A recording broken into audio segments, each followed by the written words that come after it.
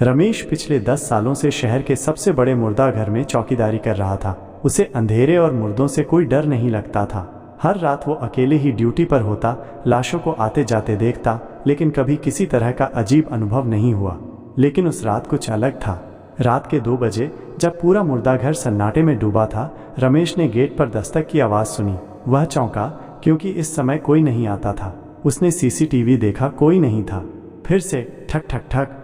अब की बार आवाज़ ज़्यादा ज़ोर से आई। रमेश ने हथौड़ा उठाया और दरवाज़ा खोला। बाहर कोई नहीं था। ठंडी हवा का झोंका अंदर घुसा और अचानक उसे लगा जैसे किसी ने उसके कंधे पर हाथ रखा हो। रमेश झटके से पीछे मुड़ा, कोई नहीं था। उसे हल्की घबराहट हुई, लेकिन वो अपने केबिन में लौट आया। उसने सोचा कि वो ज़्यादा सोच रहा है, लेकिन तभी फ्रीज़र सेक्शन से कुछ गिरने की आवाज़ आई।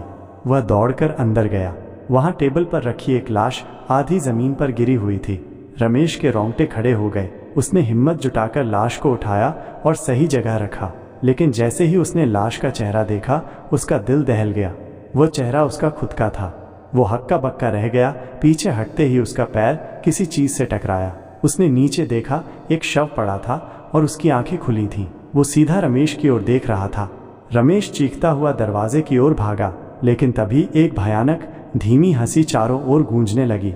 फ्रीजर के सारे दरवाजे खुद ब खुद खुल गए और सफ़ेद चादरों से ढकी लाशें धीरे धीरे हिलने लगीं।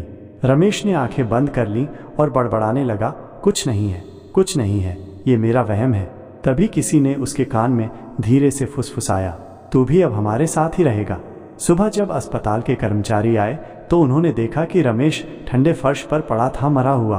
उसके चेहरे पर खौफ और डर साफ झलक रहा था। उसके ठीक बगल में रखी लाश में भी एक बदलाव आया था। वो अब मुस्कुरा रही थी। अगर आपको ये कहानी पसंद आई तो द हॉरर डायरी को लाइक, शेयर और सब्सक्राइब करना न भूलें। अगली बार फिर मिलेंगे एक नई डरावनी कहानी के साथ। तब तक के लिए अंधेरे में अकेले मत रहिएगा।